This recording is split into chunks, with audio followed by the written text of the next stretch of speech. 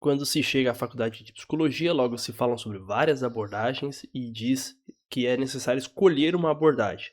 E aí algumas pessoas ficam confusas, né, porque elas sentem que cada abordagem tem alguma coisa de interessante e gostariam de poder juntar o que essas abordagens têm em comum. Será que seria possível isso ou vai ficar uma salada de frutas?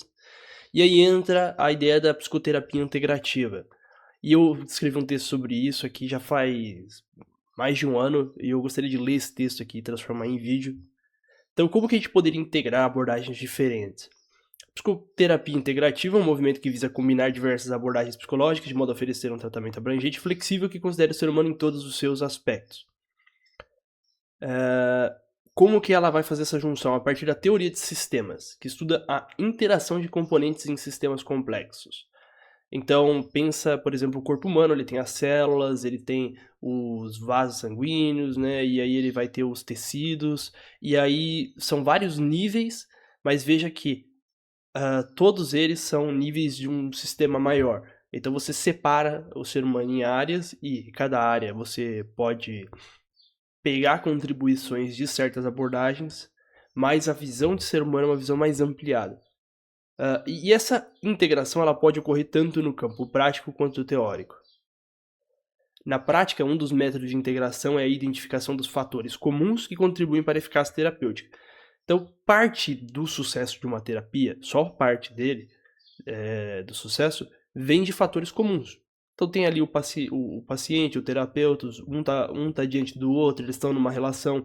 Então as habilidades interpessoais para a construção do vínculo terapêutico, a confiabilidade, a pessoa ela tem que acreditar que ela pode melhorar, aquela compreensão, empatia e adaptação às necessidades do paciente. Entretanto, essa não é a única maneira de realizar a integração prática. Existe também o ecletismo técnico, que é você pega um pouco de cada técnica para tentar ver o que funciona de acordo com o que aquele paciente quer, né? Então essa seria a utilização de técnicas oriundas de diversas abordagens.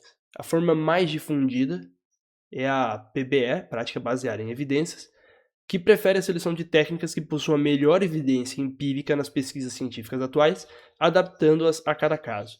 Embora a prática baseada em evidências seja amplamente utilizada, existem críticas quanto à sua definição de boa evidência, que se concentra na evidência quantitativa, replicável, objetiva. Então, o que é uma boa evidência? Né? Será que essa forma de definir a metodologia de estudo seria adequada para a psicologia? Né? É um pouco difícil de lidar com algumas questões. Porque poderia excluir aquele conhecimento, aquela epistemologia que vem da interpretação, vem de análises mais aprofundadas. Então é um pouco como outras abordagens vão colocar. Então isso é um pouco complexo. De todo modo, é preciso evitar a ideia de que o holístico ou o integral seja confundido com a aceitação de qualquer coisa, qualquer prática. Práticas pseudocientíficas ou que estejam além dos limites da filosofia e da ciência não devem ser consideradas como prática terapêutica. Então, por exemplo, você gostaria de trazer boas energias, né, para o paciente. Isso não é permitido, porque a, ainda que possa existir um campo energético, um campo, vamos dizer, espiritual, um campo que ele está além da psicologia. Então, ele não é um sistema que se trabalha dentro dessa teoria de sistemas aqui. Então, você pode até reconhecer ele como existente, mas você não mexe nisso aí como psicólogo, né? Isso não faz parte da clínica, como ela é entendida no Brasil como uma clínica laica.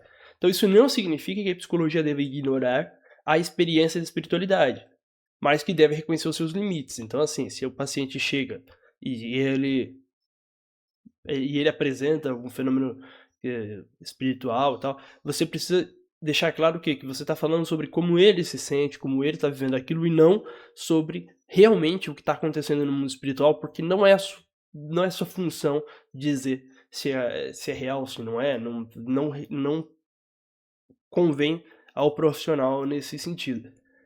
Então, aí existe a integração teórica. Então, depois que eu expliquei um pouco sobre como fazer isso, como isso é feito na prática, tá, mas cada abordagem tem uma visão de mundo. Então, como é que seria possível ter uma integração na teoria? ter uma teoria unificada, sempre porque não adianta você usar uma teoria que acredita no livre-arbítrio e outra que não acredita, e as duas estão em contradição, certo? E você diz que acredita nas duas. Isso seria contraditório. Então, para você ter uma base teórica sólida, é essencial colocar entender o diálogo entre os diversos estudiosos da área, né? Parece difícil acreditar que toda a psicologia vai conseguir se juntar em uma só e criar uma única explicação que todo mundo vai gostar e todo mundo vai falar que essa explicação é boa.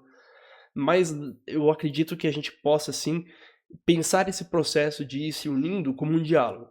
Então, ao invés de ficar cada abordagem como se fosse ali uma torcida de futebol, a gente pode ir tentando aos poucos ir juntando as que são parecidas e fazendo diálogos, o que você pode contribuir comigo, o que eu posso contribuir com você. E uma das formas de realizar isso é a integração assimilativa, que é quando uma teoria é considerada a referência e outras são assimiladas a partir do seu ponto de vista. Então, você como se você morasse numa casa, mas visitasse outras. Então, você tem um ponto de partida teórico, mas a partir dele começa a integrar as contribuições de outras abordagens.